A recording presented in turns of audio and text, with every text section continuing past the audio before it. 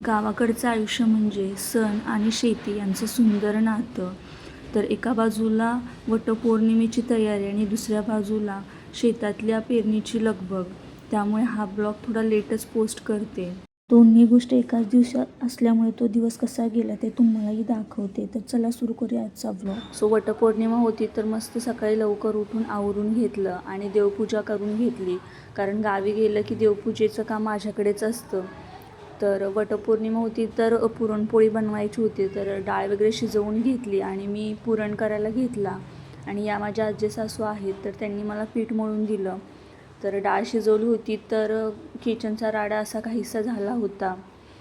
तर तो आधी आवरून घेतला आणि डाळीमध्ये पाणी थोडंसं जास्त झालेलं त्यामुळे आई मला असं पाणी काढून देत होत्या त्याच्यातलं.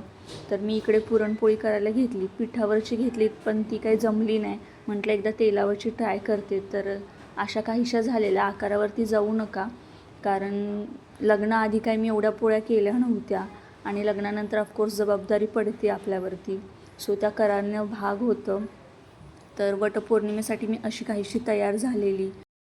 मला कसा वाटला हा माझा लूक नक्की सांगा आणि जाता जाता लाईक आणि सबस्क्राईब करायला विसरू नका.